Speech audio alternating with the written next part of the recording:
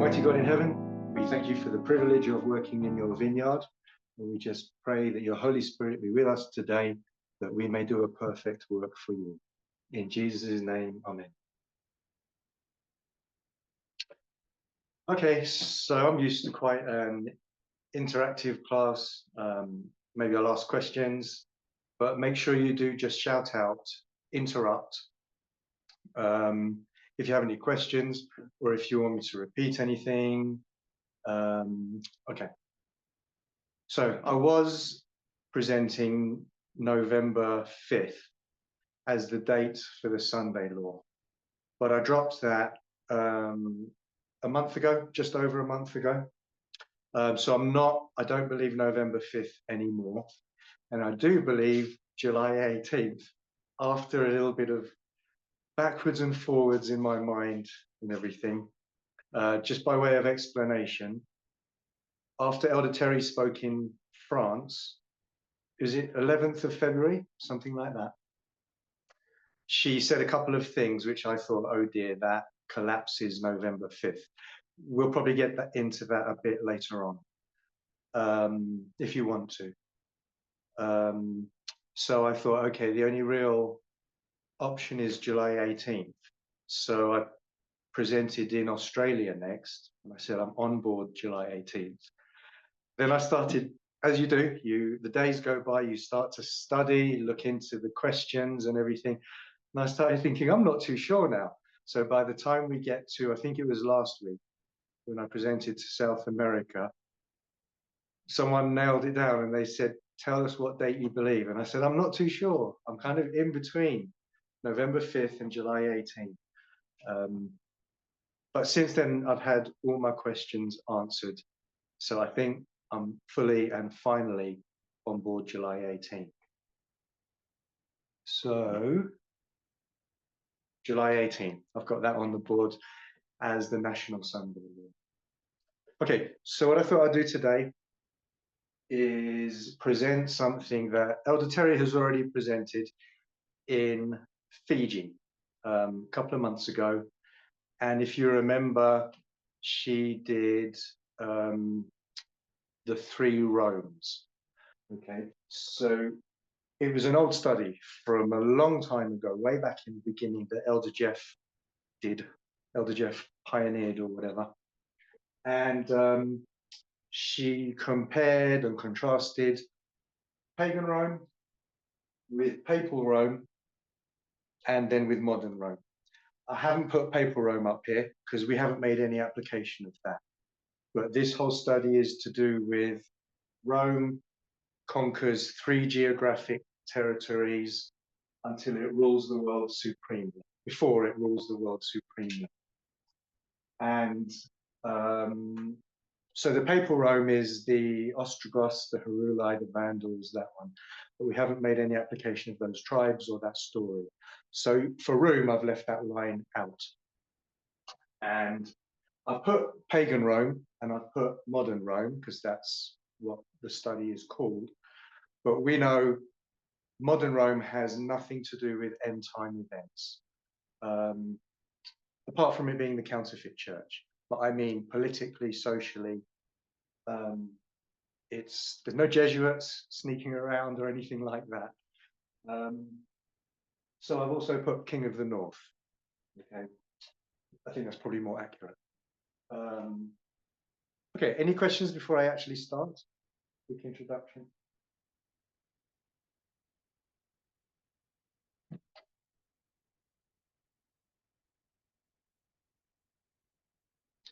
Okay, so I'll just run through what's already on the board. If you go to Daniel 8:9, you'll find the 3 geographic areas that pagan Rome conquered before they ruled the world. In the words of Daniel 8:9, it was the east in 64 BC, that was Syria, and then the pleasant land, which is the glorious land. And you can see why that lines up with the National Sunday Law in the US. The pleasant land, the glorious land in 63 BC. And then in 31 BC, Battle of Actium, all of that. Pagan Rome takes the south, in the words of Daniel 8:9, which is Egypt. And then it rules for a time till 330 AD. And then with the king of the north in our time, Elder Jeff always taught that first Rome takes Russia, the USSR, then enters into the glorious land, and then in the model of Ellen White, the 1888 model, the Sunday law is first passed in America, and then it goes country by country around the world till we've got the world is taken by what we used to say was Rome. Now we'll say the King of the North. And then at Daniel 12:1, America begins to rule the world. Elder Jeff always said, rules the world supremely. So until the second advent. Okay. Any questions? Any thoughts? Will I check?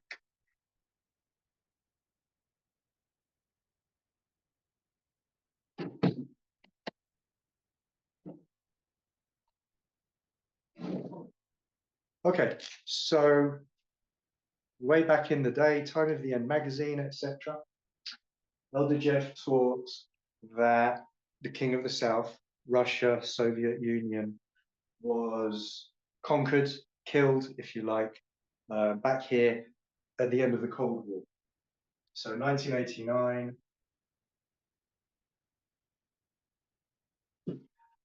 and then 1991, the Soviet Union collapses. So Elder Jeff would teach that that was the death of the King of the South.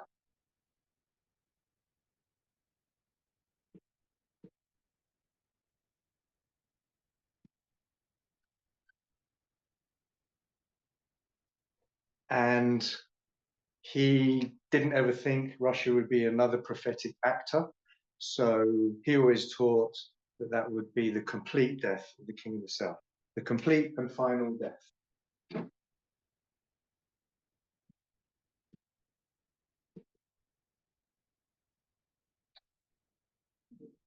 Then Elder Tess comes along and begins her ministry. And she says, actually, this history is going to repeat.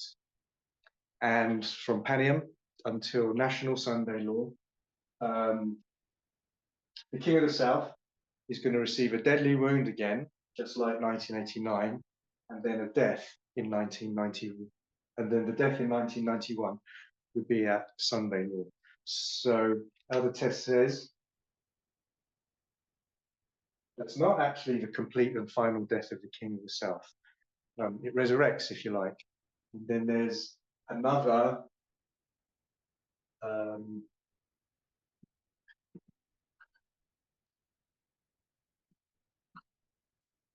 death of the King of the South at the Sunday Law. And Elder Tess taught that that would be the complete and final death of the King of the South.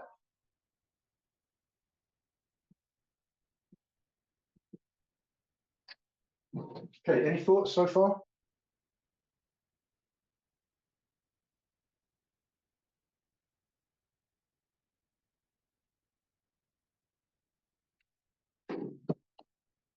Okay, so what I want to do now is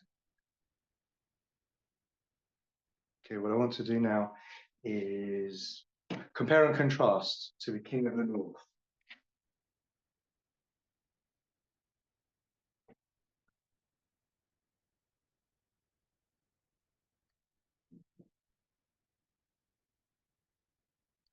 So at this way, Mark, the National Sunday Law,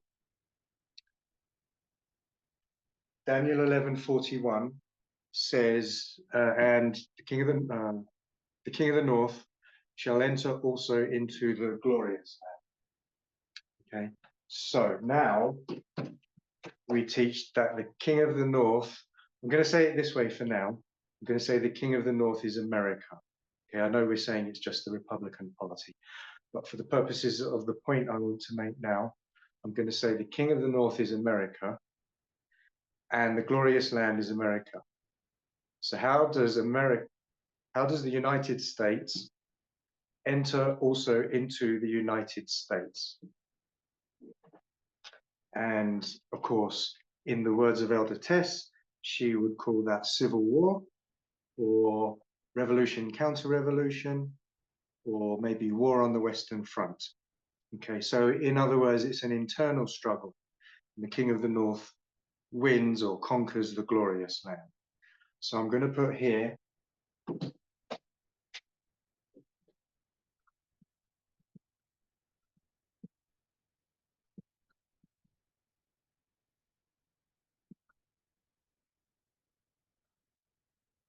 that Sunday law, there's an internal victory for the King of the North. Does that make sense so far? Hi, Aaron. Yeah. Quick question. When you say the glorious land and sorry, when you say the civil war that's taking place between the King of the North and the opposition, who's the opposition in that civil war? You're saying it's the glorious land? Because there's also this sixth kingdom. Like, could you clarify the dynamics between sixth, seventh, and the glorious land? And who's who in that triangle? Does my question make sense? No. You to ask difficult questions.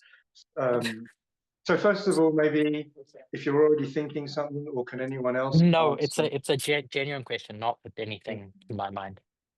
Because we've changed the model very recently. And so we used to say the sixth kingdom was America, and then the seventh kingdom was America dictating over the UN. Now we're saying the seventh kingdom is just the Republican Party, and the King of the North is just the Republican Party. So that's the reason for your question, because things have changed now, I'm guessing. So you're saying who would be the glorious land? It sounds to me like it would be the sixth kingdom in the model we've got at the moment. So glorious land equals sixth kingdom in how you understand it. I'm not sure. That's a bit of a guess. I'm going to say my best Okay. guess, but it's not a good one. Can I ask anyone else that's here at the moment, what do they think? Even if you can't answer, just if you have any thoughts to build on. Anyone?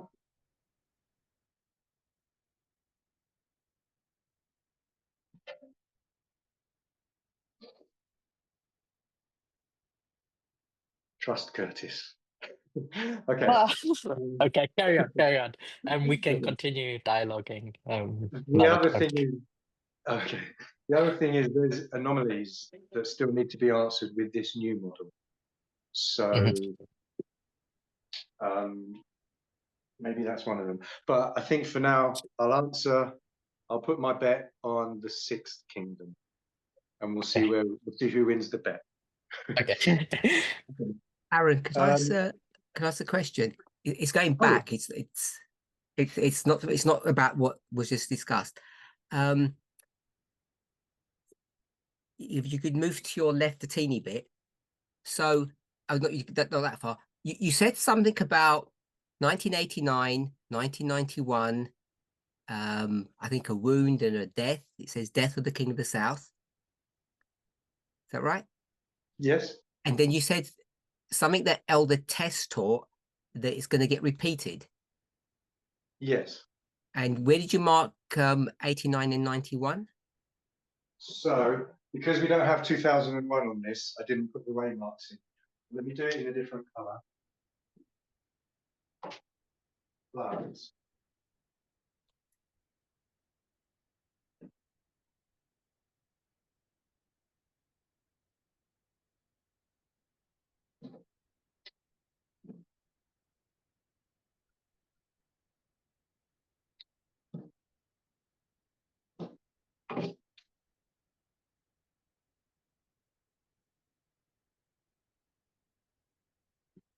So, on the line of the 144,000, that would be 2001.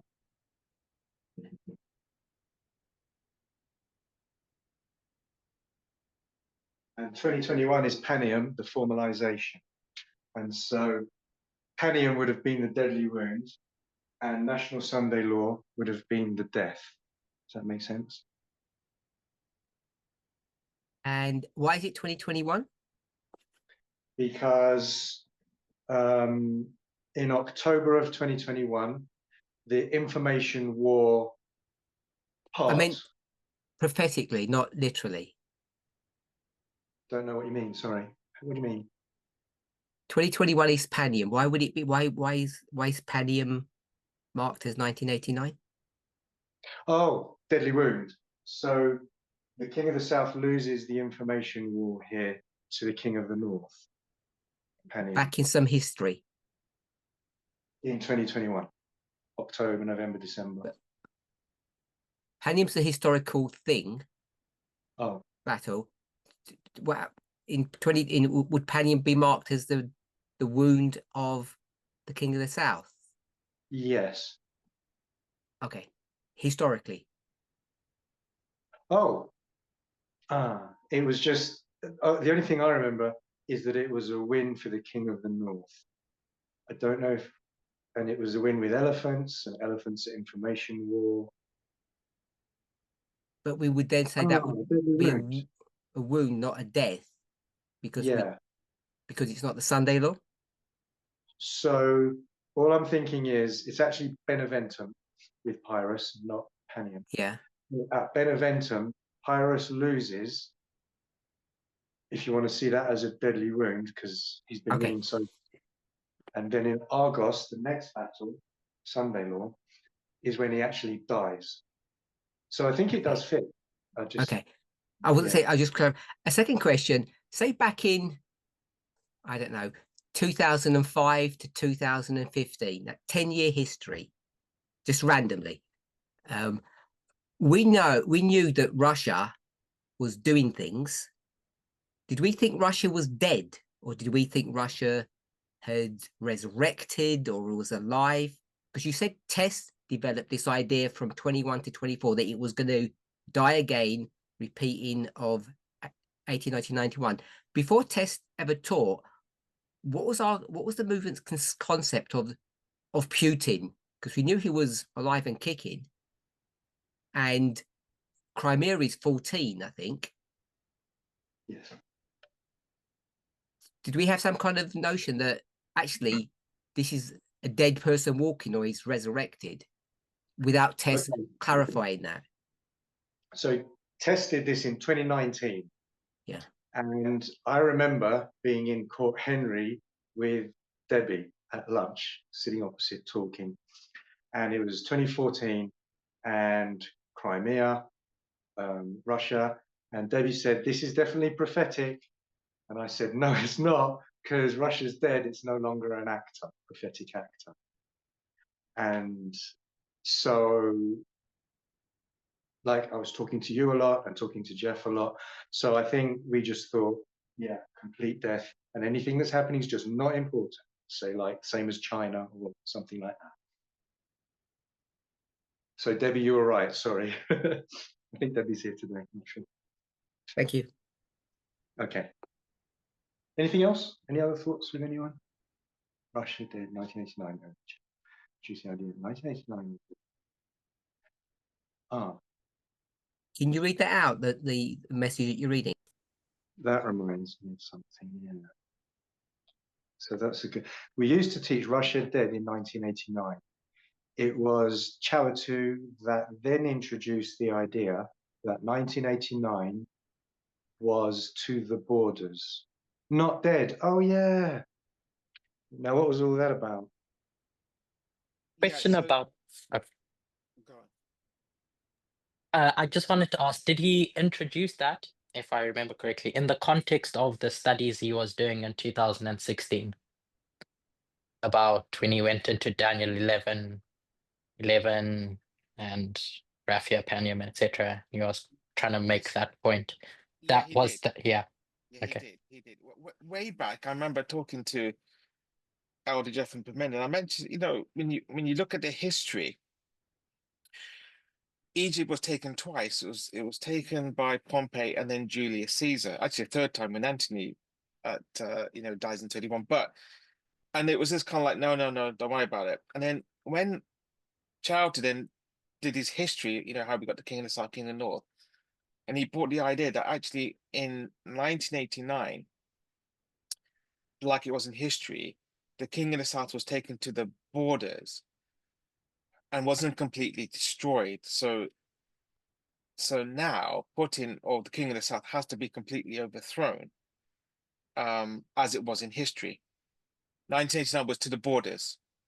And I think as a movement, we then accepted that history and that application of memory. Aaron? Yes. Your memory's better than mine, but I remember something like that. I remember the borders. And obviously, if you're going to look at Raphia and Panium, it's between the King of the North and the King of the South. And we placed Raphia and Panium in the future to 2016. So we must have then known, actually, that Russia is still a prophetic factor. Aaron, if I'm not mistaken, I think the difference between what was taught in 2016 by Chao Tu and Kimberly and what Elder Tess taught was that they said it wasn't dead, as Manjit was saying, you know, it only came to the borders. But then Elder Tess was no, it was Russia was actually dead, and it resurrected. Yeah. I think that's what happened, if I'm not wrong. I think so too. Now you say it. You've all got good memories.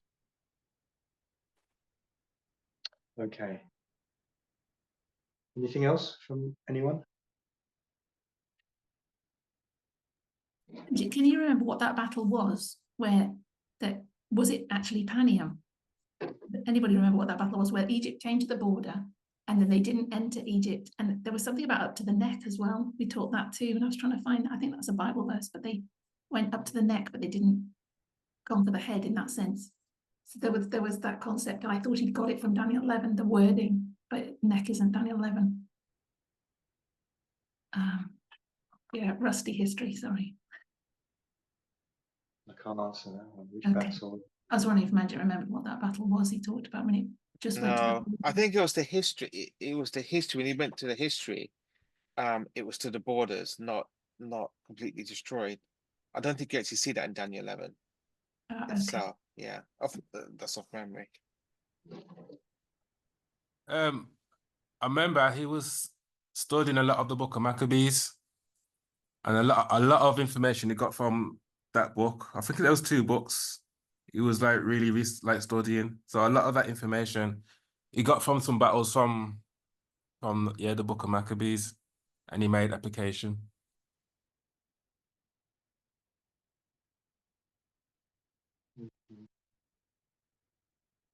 Yeah, that's right. Okay. Shout out. Any thoughts? Okay, so I'm at compare and contrast King of the South with the King of the North.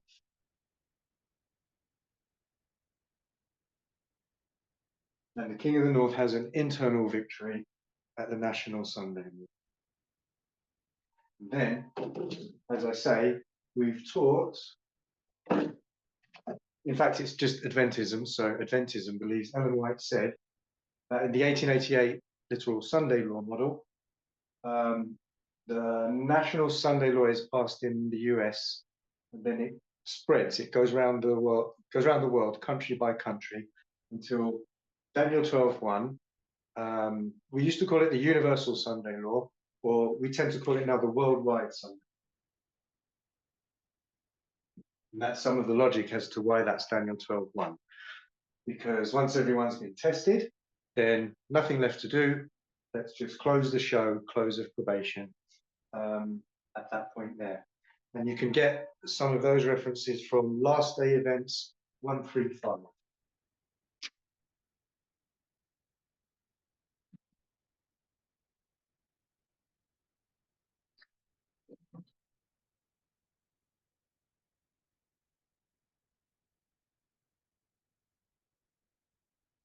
Okay. So this was called an internal victory for the King of the North because it was inside the US.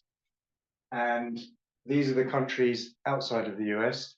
So when the final country is conquered, I'm going to call that the external victory for the King of the North. And that would be a complete and final victory as well. So you've got this.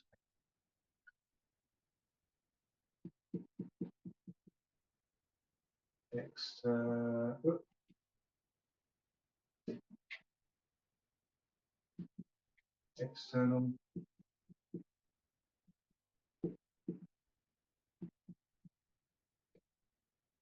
So internal inside the US, external outside the US. And this would Hi, be, Aaron. yes. Yes. I'm sorry. I could you explain why we mark? I think I'm a bit behind. Why we mark the World Sunday Law at the same way mark that we put Daniel 12, verse 1. So, according to my understanding of the text, Daniel 12, verse 1 is when Michael stands, and there will be time of trouble such as never was. And when you read the text in Great Controversy, it explains that time of trouble as the 7 last plagues, which is the close of probation for humanity. So I do not understand why we place a parallel between Daniel 12 verse 1 fulfillment and World Sunday Law. If you're able to explain to me briefly. Simply, if the Sunday Law is the test, the great test for all of humanity, then in that 1888 model, when the Sunday Law is passed in the United States, that would just only test the people of the United States. And then when it moves to France and Germany and whatever, moves around the world, the people of each country are being tested. Once you've covered every country in the world, everyone's been tested in the world. So what more is there to do? Testing time is over. In other words, probation is over, because probation is a testing time. So may as well close probation because there's no more test. Does that make sense? Okay, so the Sunday Law will be swelling from if we say July 18th is this National Sunday Law, of which I concur with you on that one. It begins to swell until it gets to 12 verse 1. And then we call 12 verse 1 the National Sunday Law, in that it is the close of probation for the world. Everyone has been tested. Yes. I think so. That would be the universal Sunday law, the worldwide Sunday law. I seem to remember we said, because when the Sunday law, again, old model, is passed in America, first of all, it starts out with no teeth. And then the pressure builds as time goes on inside America. There's, fines, then imprisonment, then eventually things like torture and death decree. So you mentioned the word swells. As the pressure swells, while the loud cry is also swelling, outside of America, it's also swelling, if you like, or expanding or whatever. So I think it's Okay. I think it was like that's how we used to think of it. All right. Okay. Anything else?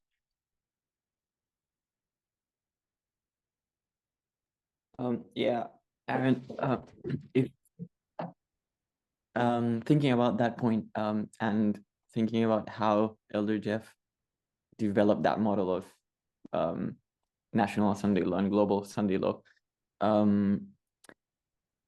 we don't really think that, or now we don't really think that the national Sunday law is the close operation for the US.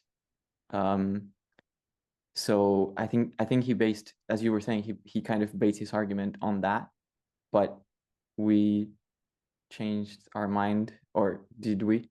So if we did, then the argument to develop that model was wrong. It doesn't mean the conclusion is wrong, but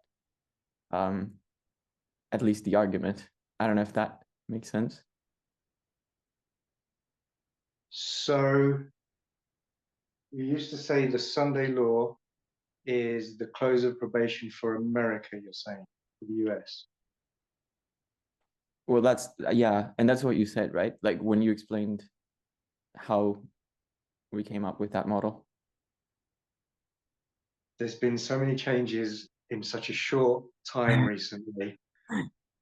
I can't get my head around, because you're right, because we've always said shipwreck, and one of the ships is the US. That's Sunday law. We also said mark of the beast test at Sunday law. Things like that.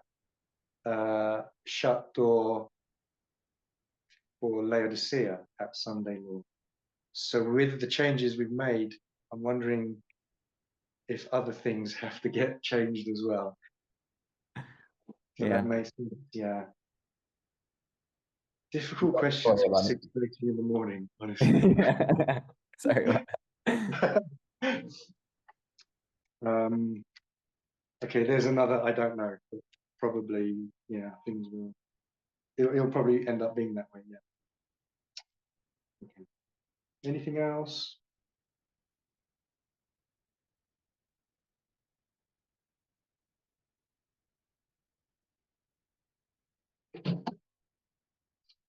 Okay. So you can see this compare and contrast is starting to break down a bit. You have the complete death of the king of the south here, but you have the complete victory for the king of the north here.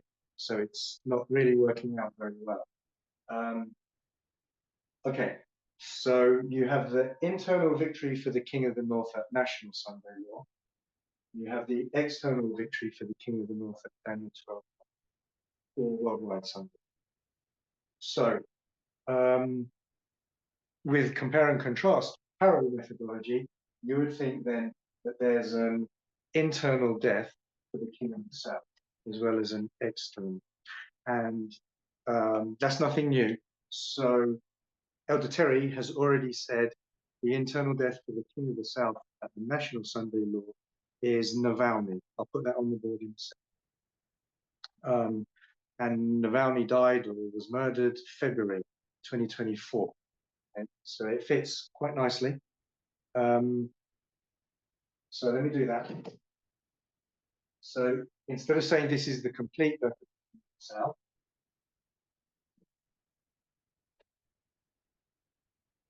as Elder Test taught, I'm going to say this is the internal.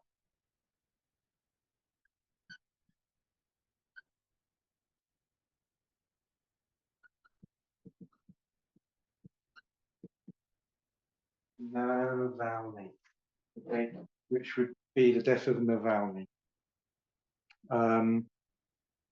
So an internal death for the King of the South isn't anything new. It's an established truth for a while, around about 2019.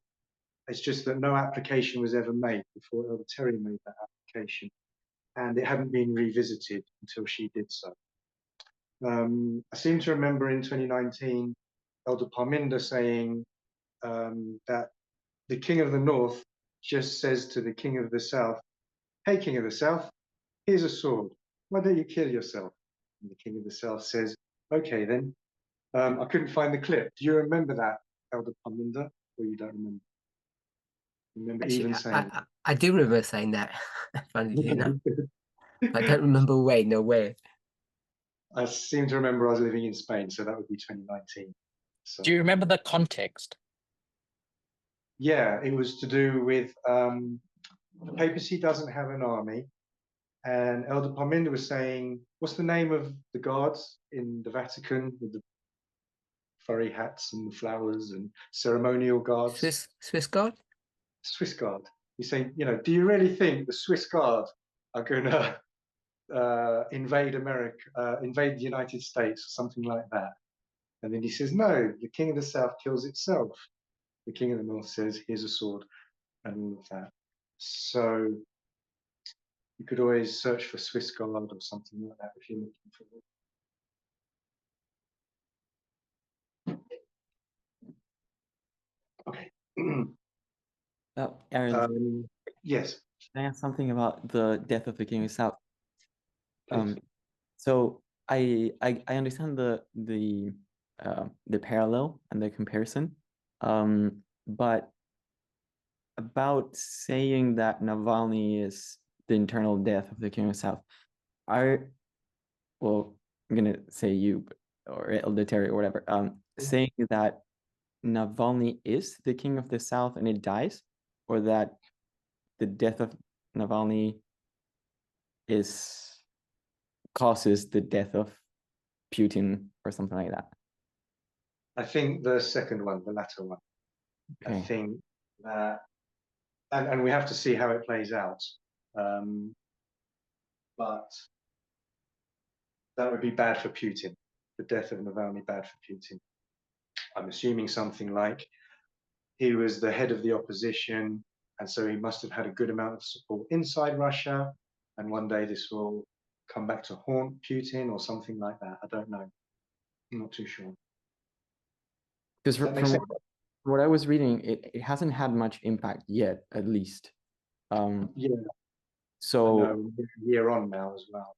yeah, So, so like, how do we, if it hasn't had much impact, and we don't we don't put it there because we see the impact or anything. Why do we? Is it like, I guess, that in the future is going to cause an impact, or is it just because of the parallel and we say, oh, here's a death and it would fit? so I'm thinking the same as you. I can't see it right now. Okay. So I'm thinking if it is correct, when we'll see it take effect at some time in the future. But it's been a year and it doesn't seem to be bothering the Russian people as far as we know, or Putin or anything. So I don't know. I'm just basically reproducing what Elder Terry taught. Okay. Okay. Anything else?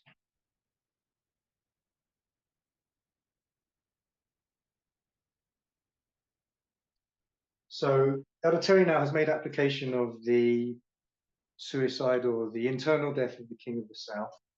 And Elder Tess also, as well as Elder Parminder, talked about this, and just in a historic, factual way, talking about glasnost, perestroika, and the internal protests in the Soviet bloc, which led to the final complete death of the King of the South in 1991, the Soviet Union.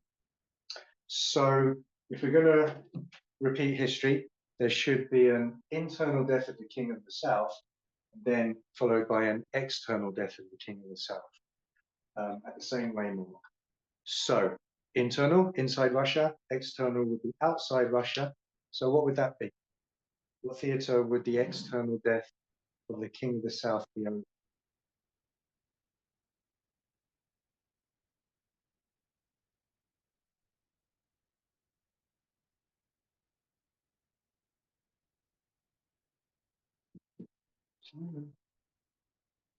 Anyone?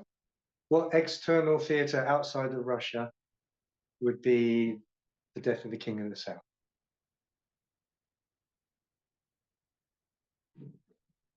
You know, Simon? I have a thought. Go ahead. So when we think of what makes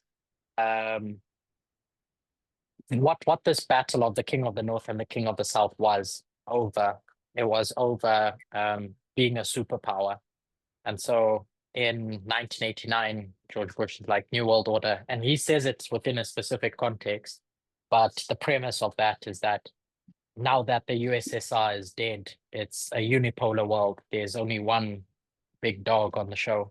And so this fight has been for recognition, I think, that the King of the South gets recognized as an equal with the King of the North, if not an equal, then above, but I'll say equal in terms of superpowers. And so when the King of the North defeats the King of the South and says, you sit down in your place, you're not an equal with me, and it takes over the world. So at the Daniel 12:1, where you've marked it, as being ruling over the world, it showed that it rules the glorious land. In at Daniel 12:1, it shows that it rules the world. It's that, I think, where you're going. You can correct me if I'm wrong.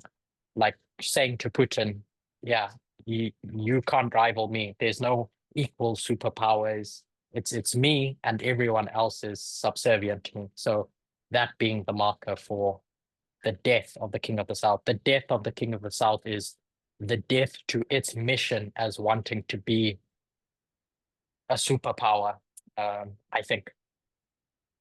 Okay. I think I can agree with that. We're in this history now, which means we're in or approaching what you call the agitation for the worldwide Sunday law, or the external and complete death of the King of the South. So how is Trump now, as far as we can, because we don't know what's going to happen in the future, but if we look at what's happening now, how is Trump exercising power over Putin outside, in an event outside of Russia? Sorry, Aaron, I know you just asked the question. I just want to go back to internal. Could you just explain the logic, the argument, the patterns that we have to show why we are expecting an internal death of the King of the South at the Sunday law? Could you just repeat what you said before? I didn't catch all the points clearly. Okay, so the concept of an internal death of the King of the South isn't anything new, because we witnessed it back during the Cold War. That's you and Tess, yeah. So that's not new. The concept of an internal victory for the King of the North is just written into Daniel 11:41, the way we interpret it now. So, what was your question? What was the actual question? I guess the question was what history or what models we're using to say that we expect an internal death there. Okay, so repeat of history, because it happened at the end of the Cold War, and then compare and contrast the King of the South to the King of the North. You get an internal victory for the King of the North here. So you have to have some kind of defeat, internal defeat for the King of the South at the same way, Mark. I think that's it. Okay. It's the repeat of history and compare and contrast. Must be. And you pointed to 1989. Is 91 the same thing? 1989 was the fall of the Berlin Wall. It's just that earlier you said 1989 is 2021, I think. Yes, true. So the fall of the Berlin Wall would be paralleling with the information war at the beginning of the Ukraine war, the deadly wound. So 1989 would be the deadly wound. And then the death would be 1991 when the Soviet Union collapses. And that's like an internal collapse because no power is doing anything. Is that the logic for that? The internal collapse in 1989. In 91. In 91. Oh, I think 91 would have to be external, wouldn't it? Because you get internal first, then external. So if you're going to bring that to here, the internal comes first, which would demand 1989. The external would have to be 1991. And I remember in one of my recent presentations to whichever ministry, I started to go there and I stopped myself because I wasn't really sure it works. Because 1989 isn't inside Russia, is it? Berlin Wall is Germany. And then 1991 was Glasnost and Perestroika, which is inside Russia. But the protests were also around the whole Soviet bloc. So it depends if the King of the South of Russia or the whole Soviet bloc. There's all these different things which I can't my brain can't figure out. But yeah, Okay. you're right. If we're going to say repeat of history, we should probably have those details figured out, or at least figure out if they don't match, then, you know. Okay. Does that make sense? Or okay. So I'm just going to say at the moment, I think Trump is shrunk back to Russia. That was the borders thing again, Manjit. Let me read that. Yeah, there's another. It says in the chat, well, Russia controlled the USSR and then it sunk back to Russia. Okay. Aaron, you just made the point about 1989 being the Berlin Wall and not being in Russia, but we use that to mark the fall of the King of the South, don't we, or the overthrow of the King of the South in some way. So is it internal because it's an ideological thing that all those countries, including Russians, have rejected communism, and that's the symbol of the Berlin Wall falling down. So it's an internal fall in that sense, that people are no longer accepting the ideology of communism. So, but I don't know what you do with 91 when you say then it's the dismantling of it. Is that the external death, or is that completion of the internal death? It's like, what is, like, if we're going to say deadly wound and death, how we conceptualize that. I was thinking you were going along that line, that it's internal because the ideology has fallen, but it's only externally dismantled because isn't that 91 when Gorbachev steps away and they become independent states? I think I see what you're saying. The other thing is, I'm not even sure what year Glasnost and Perestroika was, exactly what year it started.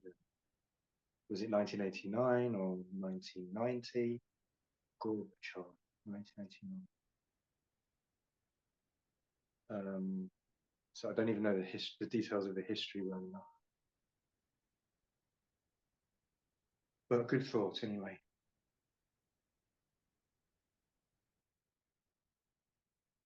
Okay. So continue just to shout out, interrupt, I'll carry on anyway.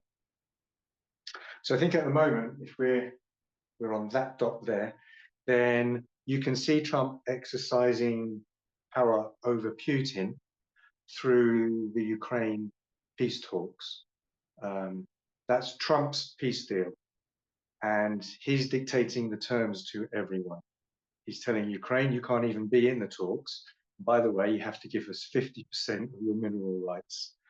And also, we're not policing Ukraine in the future. Europe has to do that. And Trump's, I'm going to say, dictating the terms to Putin as well, although seems to be being nicer to Putin. It's still Trump's peace deal, and it's Trump that's getting Putin out of a terrible quagmire. And I think there's some face-saving elements to it as well, where he says Putin holds all the cards. He doesn't mean above himself, he means above Ukraine. And maybe Trump will acquiesce to some of Putin's ceasefire demands and things like that. But it's still Trump dictating to Putin. So I'm thinking Ukraine. I'm thinking I'll just say loosely, the end of the Ukraine war, because I know wars end in stages. But loosely speaking, the end of the Ukraine war then would be this external death of the King of the South. Does that make sense? Any thoughts? Hi, Aaron. Just Yeah. a very quick one. And I found it interesting how you described it. I was looking over World War II again, and the alliance between the King of the North and the King of the South that they go into breaks apart where we would line up with 2018 and 2019, the history aside, if you lay World War II over our line. And the point in that World War II history is that they never go back into an alliance after it's broken down. So just echoing what you say is that with the histories that we do have with the King of the North and the King of the South, even though today it may look like the King of the North and the King of the South are in an alliance, what you see is not all there is. Because in those histories, that alliance just never recovers. They're not allies, even though it may look like it today. That's interesting. 2019, 2021. I think Go ahead. 2019 was Operation Barbarossa. I think. Panium was 1945, wasn't it? 2021, 1945. Yeah. Yes, exactly. And after Operation Barbarossa, when the King of the North goes into the Soviet Union, they just, they're not allies anymore. 1945, yeah. Okay, good point. Thank you for that.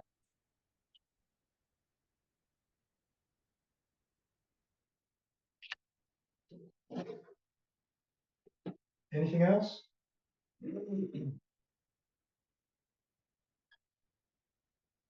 So if we're going to look at the Ukraine war, I think as far as I know, the movement expert on Ukraine would be Aryan.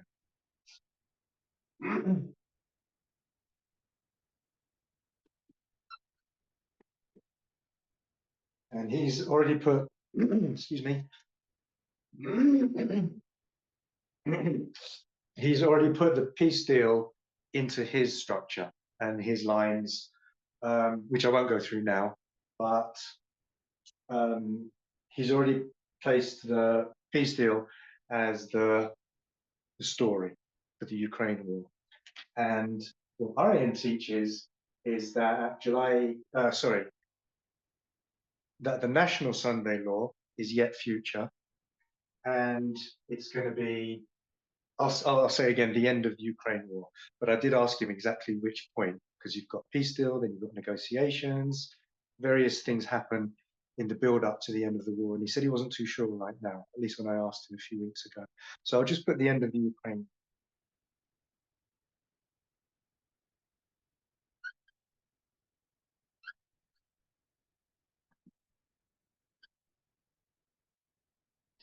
So he's got that event also marked as, I'll say, a Sunday law. But what I'm thinking then is perhaps Aryan has actually identified this way mark, the event at this way mark, the worldwide Sunday law, Daniel 12:1. And logically, to me, perhaps you might want to move that to there. Does that make sense? Any thoughts?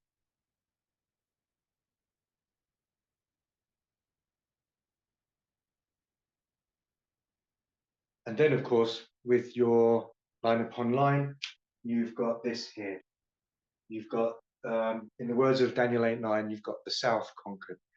So I'm going to say South. King is a kingdom. The king of the South conquered here. And that lines up as well. I remember last week I drew some kind of, I drew a line from 1991 as well, but I can't remember the point. Okay, so basically I'm suggesting end of the Ukraine war, Daniel 12:1. Any thoughts? That's basically it. So you just lined up Aaron South there with Russia at Daniel 12:1, but in the old model we would say Syria or the East at 64 BC was Russia, and that's why we thought the King of the South has to be dealt with first before the King of the North can enter the glorious land. So that's something I'm still not clear on, this whole order of events, because it's 3 territories, and we used to say take down first of all the South, King of the South, which is Russia, then the glorious land, and then Egypt, which we said is the rest of the world.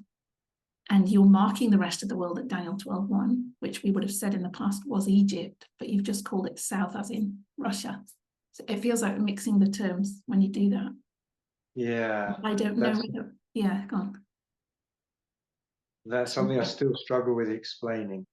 Yeah. Someone else asked me now, I think it was Brazil, and I said, I've had it explained to me, so I know there is an answer, but you know me, I didn't get it. But I have confidence that there is an answer.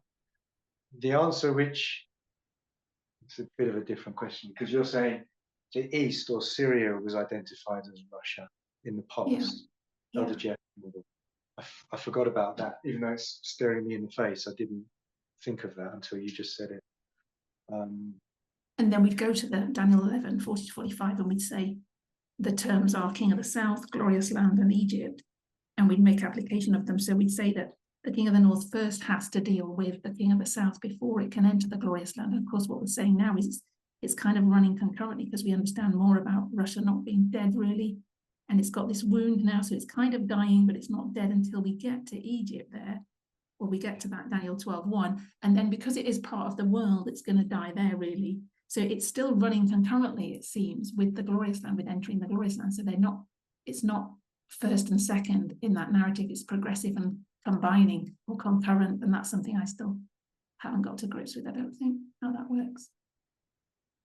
Yeah, I could never figure that out. That's another good thing that we should try and figure out. I feel like just answering with a clever little catchphrase. The simple is now complex. Okay, I think Elder started to address it by saying in that history, it's not, maybe it wasn't Elder Terry, maybe it was someone else, maybe it was Curtis actually, was it you, Curtis? Is that it's not that straightforward, that this 64, 63, 31, there's a lot going on in there, that Rome is interacting all the time. That's with also true. the South, and it's not dealt with completely until 31, but there's a lot of things going on in that history that it's not that straightforward. That they take down one and then they take down the next one and then they go to the next one. So they've got interaction with Egypt way back, even in that 64, 63 history. So it's not, so it is combined in a sense. It's not that straight, like you say, simple and complex. It's not that straightforward that they take down one power and then they go to the next one. And it's all done and dusted.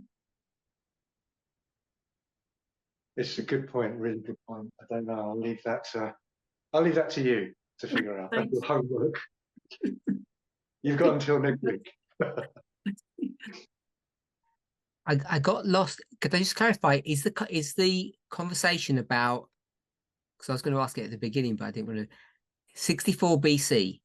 It says Eastern Syria. That's got nothing to do with the King of the South. Is that the question? In a nutshell. Emma, you may as well. Well, my question was: we used to say that when the King of the North takes down the East, South, and Pleasant Land, we'd make application that East there is Russia in that story. And then we'd bring it to Daniel 11, 40 to 45, and we'd say, okay, here it's called King of the South. So it's got a different terminology. And we'd say that in that model, Egypt is the world in the Daniel 11 model. And that we wouldn't say South there was King of the South. 31 BC, we wouldn't say that South there is, we wouldn't say that South there is Russia or USSR in the 31 BC model. And it's just that Aaron just said, we see South, so that fits, that the death of the King of the South is going to be at this worldwide Sunday law. It seemed to me to be mixing the terms. We may not have said it, but if you overlay Daniel 2 on top of that, 31 BC has to be the South. Because that's Greece. And for Rome, pagan Rome to rule supremely, it has to destroy Greece. And Greece doesn't get destroyed in 64 or 63. It's in fact 63 is the distraction. 63 isn't even a story. It's only 64 and 31 if you want to use those particular waymarks. There are earlier ones, but it's only at 31 BC that Greece is finally taken down, and Greece is the King of the South, because the King of the North part of it was dealt with earlier. So we already knew that. We've known that for a long time. That's not new. So what would you say East was then? Eastern Syria, was that controlled by Greece as well? For sure. So it's the same. Wherever East or Syria is, because you're asking about the 31 BC. The 31 BC historically is Egypt, and above Egypt it's Greece, and prophetically Greece is the King of the South. We know it's already the King of the North, but it lost its titleship for King of the North way before 64. We know that. That's when, if I recall, we used to teach, that's when pagan Rome takes Babylon, I think. could be something else. But it becomes, Rome has become the king of the north before 64. And once it does that, 168, I think. yeah, whatever the number is, Mm. half of Greece has been dealt with, the north bit, the Seleucid Empire. And now that all needs to be left with is the Ptolemaic Empire, which is 31. So we know, even if we didn't have a conscious understanding of it, that 31 BC was always the final demise of Greece, and therefore it had to have been the final demise of the king of the south.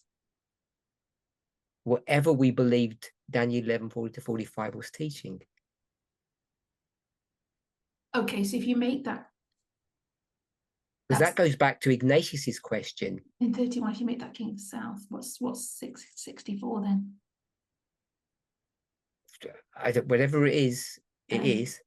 Yeah, no, if I'm trying to make it as, I guess just trying to parallel it to Daniel 11:40 to 45, and it's not easy to do that if you make that king of the south. I suppose it is in a way, then you'd have to make east. Because we already knew that before. We already knew 64 was east, and therefore we would have said Russia is east of the glorious land today. That's Yeah, how we used to, skip around that. that was the logic, yeah.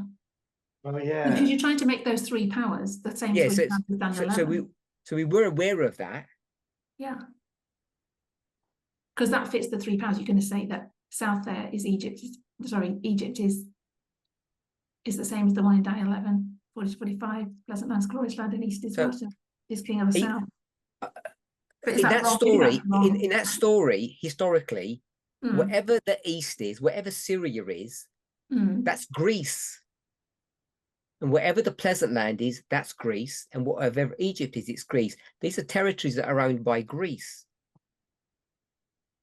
Yeah, because it has to take them down to control. We should really skip the pleasant land because that's just collateral damage. Rome is taking territory of Greece. And so in that story, there's only two powers fighting, Greece and Rome. Mhm. But when we looked at it in our history, we would say it's Russia, America, and then the world. We'd turn it into three entities, knowing full well that in the past, historically, it wasn't. And as I said, we skipped around that by just saying, oh, we know the East is the same entity. It's the power of brass. But for us, we'll make it entity number one, and then you get 1, 2, 3. But in those history, there's only 2 if you take out the glorious land in that history. It's only King of North King. It's only Rome versus Greece. And so we used to take the play on words so that it was east in that story. And then we used to say, well, Russia was east of, or Soviet Union was east of America. So we used to sort of just skirt around that issue. Yeah, okay.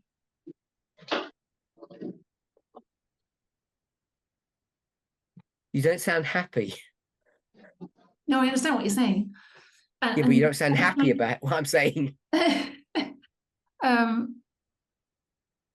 So we're still going to, if we could make that application of 31 BC, we're going to say that is in that story, Egypt is king of the south, is in which story? Is Russia. If we make application of that story, which is what Aaron just did. Which story? Our story, Daniel 12:1, worldwide Sunday law. If we No, Daniel 12:1, Daniel in verse 42. It's not 12:1, it's verse 42. It's not 12:1. Verse 42, the world is the world. Egypt is the world. It's not Russia. Yeah, so in this story, 31 BC, we're going to make that, he's dropping that down underneath to make the application by saying that the death of the king of the south there is Russia. Just like the south was taken in 31 BC. The death of the king of the south is what fulfills that 31 BC. 31 BC is the death of the king of the south. Aaron's not saying that. That's historical fact or prophetic historical fact. You agree with that? Yeah. And then the second part? So we're going to make that before it would have been, that means the whole world has been taken because we're making that application that it's Egypt, but he's making the application that it's the death of the king of the south, Russia. I can't answer for him. I wouldn't. Oh, okay. In Daniel 12:1, Egypt is still the world. Yeah, I think that was my point. What, it's not the world, or you're asking that it is, or if it's No, that changed? it is, and based on the logic that above that we've got Egypt there being taken down in 31 BC, and yet he made it king of the south. He said it was Russia. That's why I was like, okay, so is that what we're making application that south there is Russia now? And I see Which south? There is no south. There is no south in 12 in. He's put 12:1 there, but it's 1142. 1142. There is no south. It's called Egypt. Yeah. For a reason, because in verse 40 it says south. Yeah. So it's different. What's different? The south of Egypt is different in that from 40 to 42. Sure. But when you go to pagan Rome, they're not different. They're the same entity, Greece. But they're different regions of Greece.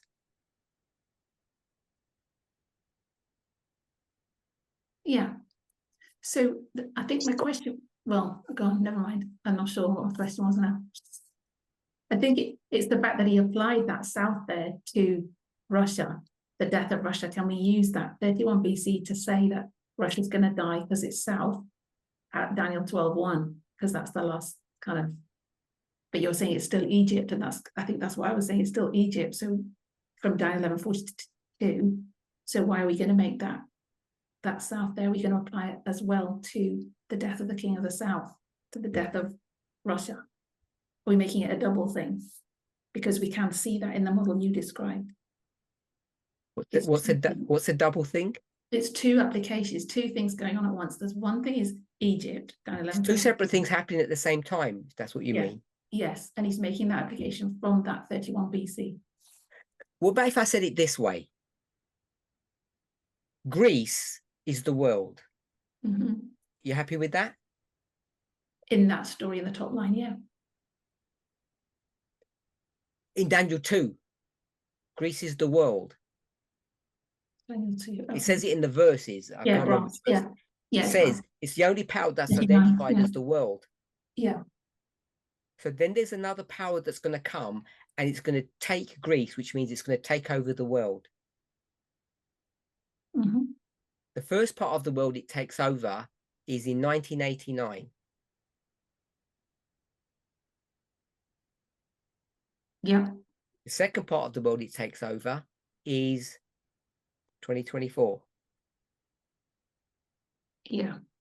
And then in the next verse, it's taken from 24 to whenever verse 42 is, it's now taken the whole world. Yeah, and that's what we used to say. So at that level, one story. that is the story. It's not one story. That's the story. It's the takeover by the fourth kingdom of the world as it repeats. Yeah. And what we can get hung up on is when we deal with individual territories of the world, how and when those are taken down.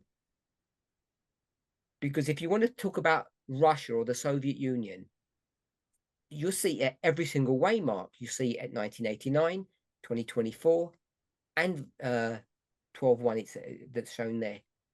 It's taken all that time to just deal with one of the countries.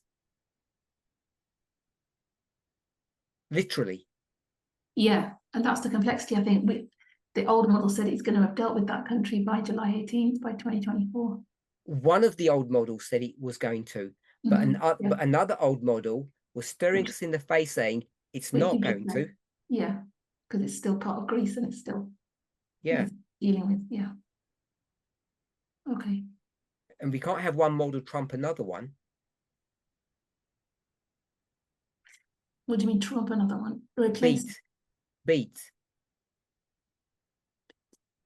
But I thought we were just saying there are two things going on there. It's not two. No, I mean, you can't have the pagan Rome line Mm. and the Daniel 11 line fighting against one another and have one of them beat the other one. No, okay, yeah.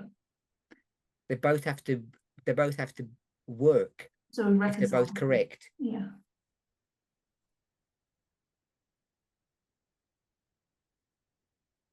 I'm done. Sorry, took too long. So I have a question.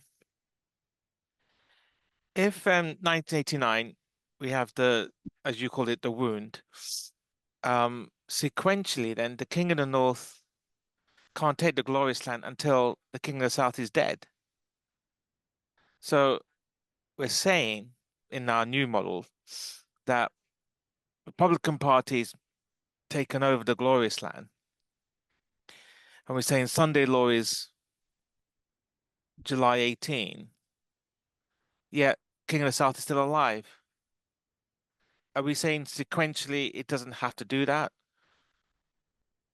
Or are we saying by July 18, the King of the South had to be dead, but it isn't?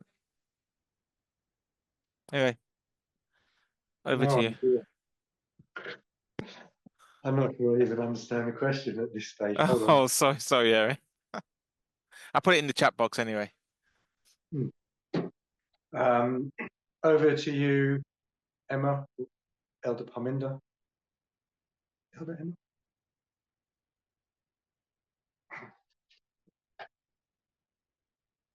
What was the question? Say it again, actually. Okay, so when we take the first line, pagan Rome, it's sequential, isn't it? When it takes the east, takes the pleasant land, and then takes Egypt, right? It happens sequentially.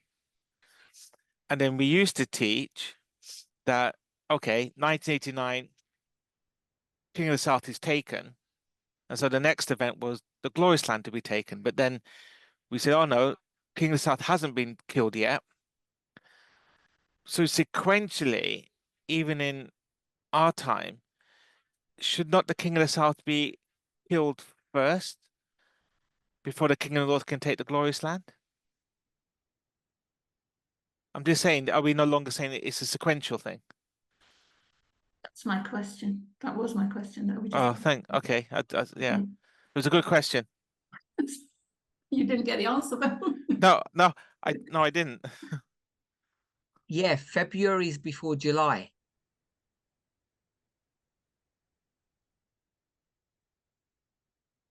February 24. What happened in February 24?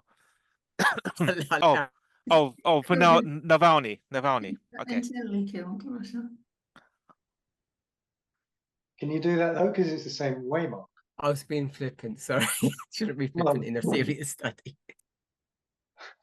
Oh, the Paminda, come on. Oh, Because if we're saying King of the South has to be killed first, then have we got July 18 wrong? don't Oh, put me on sorry. the- I'm keeping quiet now. That's- Sorry. That's why all this, hence all this discussion to get these lines to line No, up. I know. It's like it's Oh, good. and Really? I know you for space you took the papal line out, but that was done sequentially, wasn't it? When the three territories were plucked up by the papacy, it was sequential. So either we do away with sequential, or we just need to kind of refine it a bit more. Sorry, I didn't mean to put spanner there. Could just repeat Yeah. what Elder Perminder was saying. I think that there's a complexity, as Erin says, the simple to the complex, that yes, we thought it was three sequential territories, and in one way it is, but at the top line, it's the east and south there are the same entity. So that there's this thing that it's Greece still, and he has to deal with all this. So there is that complexity there, that it's not that straightforward that you just go 1, 2, 3, even though that's how we've conceptualized it. And so that we've got to take that into account when we say this. Actually, what does it look like for Russia to be taken down anyway? But if does Russia have to be dealt with? And in fact, Russia probably isn't going to be dealt with until the whole world is dealt with, because it's still a power, but it's lost some kind of force. And I think, but it seems to be happening concurrently at the same time as the glorious land coming down. So I don't think it is. It feels to me it's not sequential like we thought it was. Or it's not as simple as saying it's just 1, 2, 3. Magic, can I just ask a question? You say 1-2 sequential. Are you saying that if I say just Russia, not Soviet, is you saying Russia has to come down before the Sunday Law? Is that what you say? It has to be like 1, 2, 3 in that kind of like sequential step. Is that your concern? Yes. Yeah. And what's that based upon? History, Which history? pagan and papal, when it takes the 3 territories. It was done sequentially. That's it. That's your only argument. Sure, but you got Because to go on. because on the line that's we got in front of us, it's not a problem on that line. Pagan Rome. There's no Only sequential. There's well, no only sequentialness of that, is there? well, there was because okay, you're saying Greece is Greece, but the top part of Greece was taken, and then in 31 BC the bottom part of Greece is taken. Okay. So it's still sequential. And although you say it's Greece, it was different kingdoms of Greece, if I can put it that way. Yeah, but at the prophetic level, it's Greece. Where would you think the King of the South has to be dealt with at 1989 when it's you say sequential? No, because we always adjusted that to say 1989 was the beginning. It was only a strike. So I think even by I don't know 2018 2019 we hadn't concluded that the King of the South had been killed, and that's why we'd always said We'd, that go on. we'd concluded that it hadn't been killed. I'm sure. No, I agree. I'm saying by when Jeff was still on the scene, the King of the South hadn't been dealt with yet. So What I think the point that had been made was that it had been dealt with in 1989, but if you want to take it historically, it hadn't been dealt with properly. yes, yeah. And there was a prophetic argument for that. Yes. So all I'm saying then is then we're in July 18, 2024, and the King of the South still hasn't been taken care of. And you're only basing that on 3 horns. And pagan, yes, the country, yeah. I'm just saying Yeah, but you've got only 3 horns. That's sure, because okay. the pagan Rome one isn't. I don't think is a. Yeah, but we always used to say, you take history 1, history 2, and then you can make application history 3, and you have application combined from history 1, history 2. So we can't ignore history 2. That's what I'm saying. No one's ignoring it. It depends what you No. want to draw out from that. But no, I'm just raising the question. I'm not saying I'm just saying I'm putting it out there that do we have an explanation for that?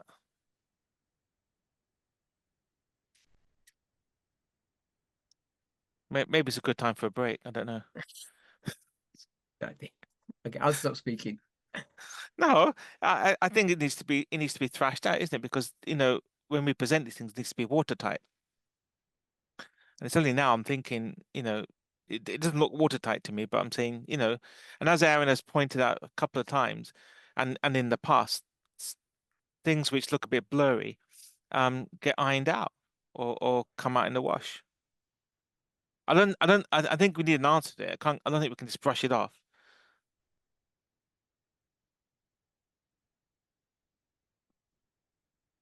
Good. What's good?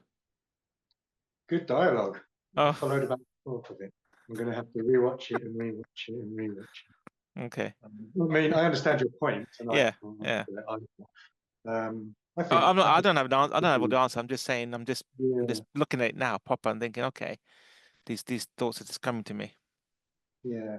And the thing is, I don't know the history at all. I don't know it well at all. What was going on with Syria all the way through, or was it just completely conquered and done and dusted? I don't know. So. Okay. Someone said it's Oh yeah, good time for a break. Any last thoughts before we close? Any questions? And then how much time should we have? Break. We're gonna have 15 minutes, shall we? Okay. Any last thoughts? You want to say a prayer? Anyway, you can also ask in the next session. So let's close in prayer. Almighty God in heaven, we thank you again for Good Friends and for this good message and this movement. And we just pray that you'll help us to be faithful even unto the end. In Jesus' name, amen.